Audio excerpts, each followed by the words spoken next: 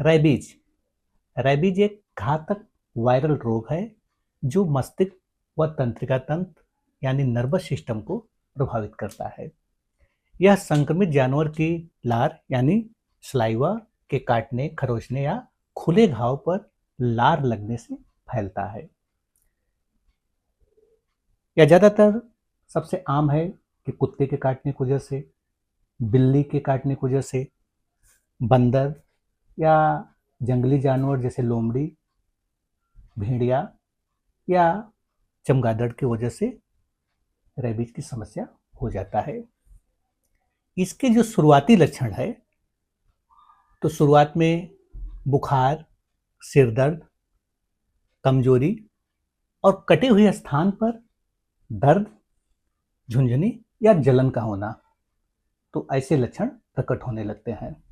लेकिन जब यही लक्षण जब गंभीर हो जाता है तो ऐसे लोगों को हाइड्रोफोबिया, पानी पीने से डर लगना, एरोफोबिया, हवा से डर लगना या हवा में जाने पर गले में ऐंठन होना, ऐसी समस्याएं पैदा हो जाती है।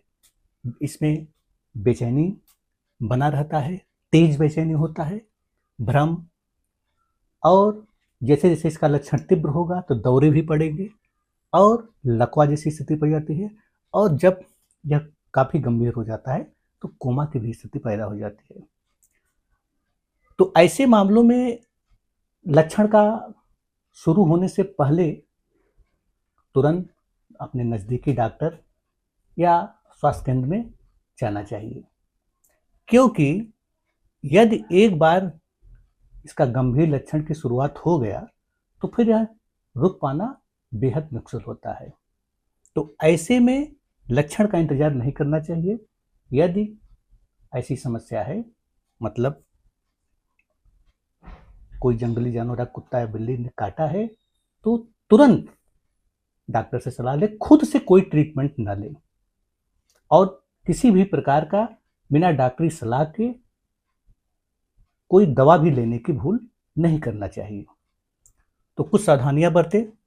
ऐसे मामलों में तुरंत उस घाव को अच्छे से साबुन से धोए और उसके बाद तुरंत डॉक्टर से संपर्क करें।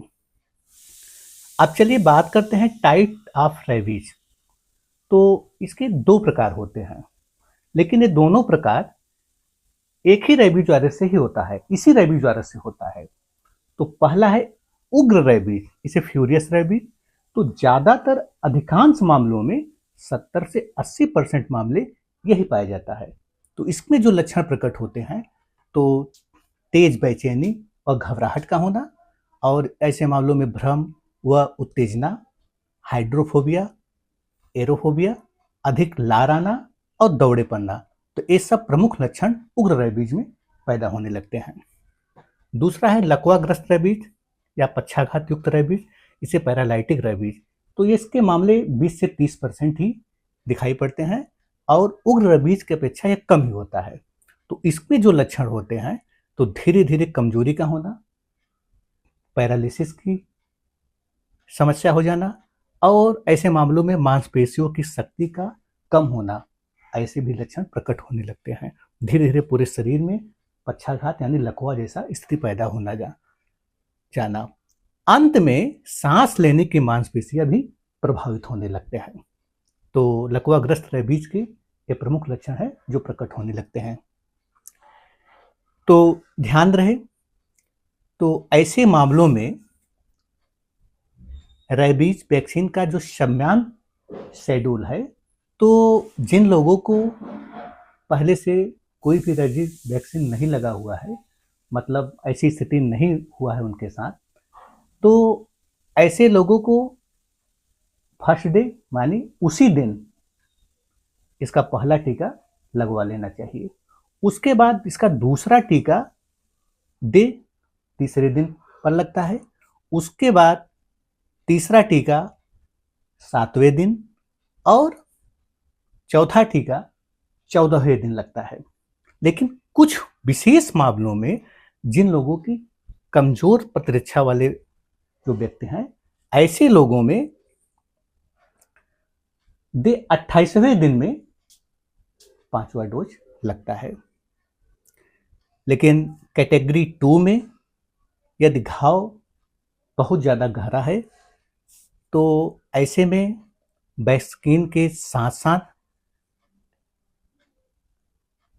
रैबीज इम्यूनोग्लोबुलिन यानी RIG भी दिया जाता है।